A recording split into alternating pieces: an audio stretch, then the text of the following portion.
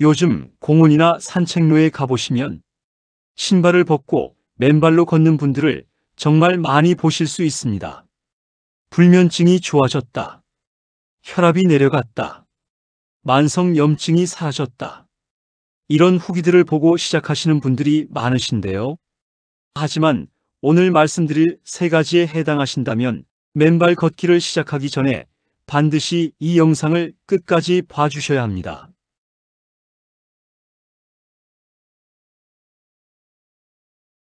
오늘은 의학 전문가들이 경고하는 맨발 걷기 이런 분은 절대 주의의 세 가지를 과학적 근거와 함께 정확하게 알려드리겠습니다. 첫 번째, 당뇨병이 있으신 분들입니다. 당뇨가 있으시다면 맨발 걷기는 정말 신중하게 접근하셔야 합니다. 대한당뇨병학회 공식 가이드라인에서도 당뇨 환자의 맨발 활동을 피해야 할 행동으로 명시하고 있습니다. 왜 그럴까요? 당뇨병이 오래 지속되면 당뇨병성, 신경병증이 발생합니다. 이것은 혈당이 높은 상태가 지속되면서 우리 몸의 말초신경, 특히 발의 신경이 손상되는 질환입니다. 2023년 대한족부족관절학회 연구에 따르면 당뇨병 유병 기간이 10년 이상인 환자의 약 50%에서 발 감각 저하가 나타난다고 합니다. 감각이 저하되면 어떤 일이 벌어질까요? 맨발로 걷다가 날카로운 돌에 찔리거나 유리 조각에 베이거나 뜨거운 바닥에 화상을 입어도 통증을 느끼지 못합니다. 건강한 사람이라면 아야 하고 바로 확인하고 치료하지만 당뇨 환자분들은 상처가 난 줄도 모르고 계속 걷게 됩니다. 그리고 여기서 더 큰 문제가 시작됩니다. 당뇨병 환자는 혈액순환도 나쁘기 때문에 작은 상처도 잘 낫지 않습니다. 또한 면역력도 떨어져 있어서 세균 감염이 쉽게 일어나고 감염된 상처가 괴사로 진행되는 속도도 매우 빠릅니다.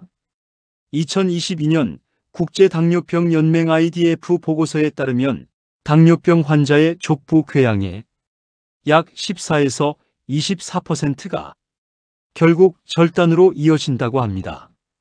더 충격적인 것은 당뇨병성 족부 궤양으로 인한 하지 절단 후 5년 생존율이 약 50%에 불과하다는 점입니다. 본인이 이런 경우에 해당하신다면 각별히 주의하셔야 합니다.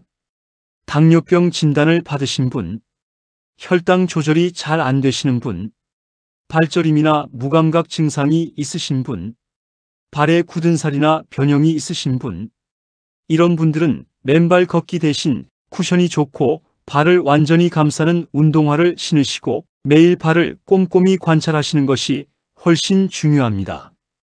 두 번째는 발바닥에 통증이 있으신 분들과 나이가 들어 발바닥 지방이 얇아지신 분들입니다. 먼저 우리 발의 구조를 간단히 이해하고 가시겠습니다. 우리 발바닥에는 족저근막이라는 단단한 섬유 조직이 있습니다. 이것은 발 뒤꿈치뼈에서 시작해서 발가락까지 이어지는데 걸을 때마다 우리 체중을 지탱하고 충격을 흡수하는 역할을 합니다. 그리고 발 뒤꿈치에는 지방 패드라는 천연 쿠션이 있어서 딱딱한 바닥을 걸어도 뼈가 직접 충격을 받지 않도록 보호합니다. 문제는 이 두 가지가 약해졌을 때 발생합니다. 2021년 대한 정형외과학회지에 발표된 연구에 따르면 60세 이상 성인의 발 뒤꿈치 지방 패드 두께는 20대에 비해 평균 30% 이상 감소한다고 합니다. 즉, 나이가 들수록 발의 천연 쿠션이 얇아지는 것이죠. 이 상태에서 딱딱한 흙길이나 자갈길을 맨발로 걸으면 족저근막에 과도한 부하가 걸립니다. 처음엔 좀 아파도 적응되면 괜찮아진다고 생각하시는 분들이 많은데 이것은 매우 위험한 생각입니다. 계속 무리하게 걸으면 족저근막에 미세한 파열이 생기고 이것이 만성염증인 족저근막염으로 발전합니다. 2020년 대한재활의학회 통계에 따르면 65세 이상 노인의 약 15에서 20%가 족저근막염을 경험하며 이 중 맨발 활동이나 부적절한 신발 착용이 주요 원인으로 나타났습니다. 족저근막염이 생기면 어떤 증상이 나타날까요? 아침에 일어나서 첫 발을 디딜 때 발 뒤꿈치 통증, 오래 앉았다 일어날 때 찌릿한 통증, 오래 걷거나 서 있으면 통증 악화, 발바닥을 누르면 특정 지점이 아픔. 이런 증상이 있으신 분들이 맨발 걷기를 하면 증상이 더 악화되고 회복 기간도 길어집니다.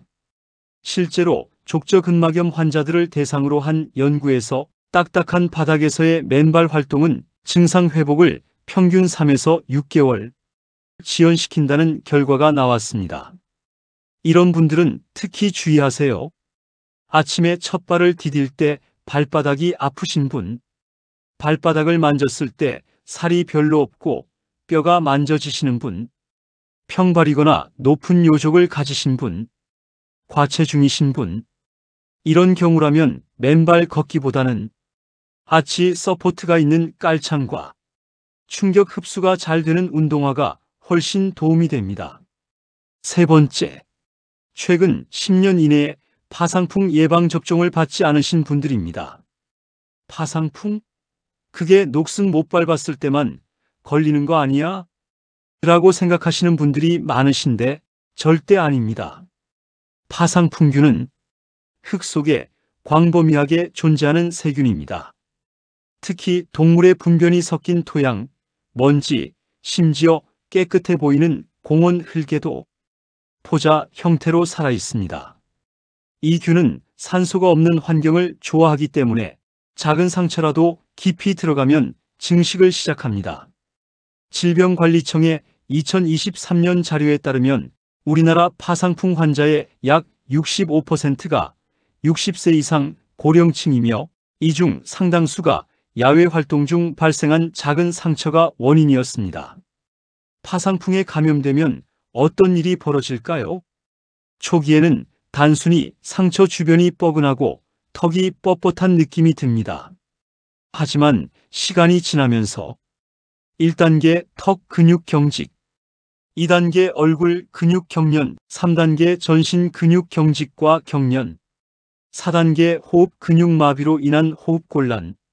세계보건기구 WHO 통계에 따르면 치료를 받지 않은 파상풍의 치명률은 약 50%에 달하며 치료를 받아도 10에서 20%의 사망률을 보입니다.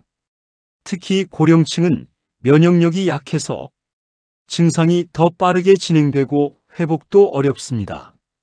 그렇다면 어떻게 예방할 수 있을까요? 파상풍 예방접종 백신이 가장 확실한 방법입니다. 질병관리청 권고사항은 보시는 표와 같이 정리해 두었으니 한 번도 추가 접종을 안 하셨다면 지금이라도 꼭 접종하시기 바랍니다. 나는 예전에 맞았으니까 괜찮겠지라고 생각하시는 분들, 마지막 접종이 언제였는지 기억하시나요? 10년이 지나면 항체가 점점 감소하기 때문에 다시 접종을 받으셔야 합니다. 동네 병원이나 보건소에서 간단하게 접종 가능하고 비용도 1에서 2만 원 정도로 부담스럽지 않습니다. 맨발 걷기를 정말 하고 싶으시다면 먼저 파상풍 접종 여부를 확인하시고 혹시 모를 상처를 대비해 간단한 응급처치 키트를 항상 가지고 다니시는 것이 좋습니다. 실제로 2022년 충청남도에서 70대 남성이 공원에서 맨발로 산책하다가 작은 가시에 찔렸는데 대수롭지 않게 여기고 방치했다가 2주 후 파상풍 증상으로 응급실에 실려간 사례가 있었습니다. 다행히 치료를 받고 회복했지만 한 달 이상 입원 치료를 받아야 했습니다. 그렇다면 어떻게 해야 할까요? 그럼 맨발 걷기의 건강 효과는 포기해야 하나요? 아닙니다. 안전한 방법이 있습니다. 방법일 완전히 맨발이 아니더라도 땅의 자극을 느낄 수 있는 얇은 면 양말을 신고 충격 흡수가 잘 되는 운동화를 신으면 발을 보호하면서도 비슷한 효과를 누릴 수 있습니다. 대한 정형외과학회에서도 맨발 걷기의 효과는 발바닥 자극에서 오는 것이므로 적절한 신발을 신어도 충분히 얻을 수 있다고 밝혔습니다. 방법이 실내에서 사용할 수 있는 어싱 매트나 자갈 매트를 활용하세요. 안전하게 통제된 환경에서 발바닥 지압 효과를 누릴 수 있습니다. 방법 3. 잔디밭에서 짧은 시간만. 만약 정말 맨발 걷기를 하고 싶으시다면 흙길이나 자갈길보다는 잘 관리된 잔디밭에서 하루 5에서 10분 정도만 짧게 시작하세요. 그리고 걷기 전후로 발을 꼼꼼히 확인하시고 작은 상처라도 발견되면 즉시 소독하고 치료하세요. 방법 4. 발 건강 운동. 맨발 걷기 대신 실내에서 할 수 있는 발 건강 운동도 훌륭한 대안입니다. 발가락으로 수건 잡아당기기, 발목 돌리기, 발바닥 스트레칭, 골프공이나 테니스공으로 발바닥 마사지. 2023년 대한물리치료학회 연구에 따르면 이런 실내 발 운동만으로도 발의 균형 감각과 근력을 충분히 향상시킬 수 있다고 합니다. 기억하세요. 건강 정보는 유행이 아니라 내 몸에 맞춰야 합니다.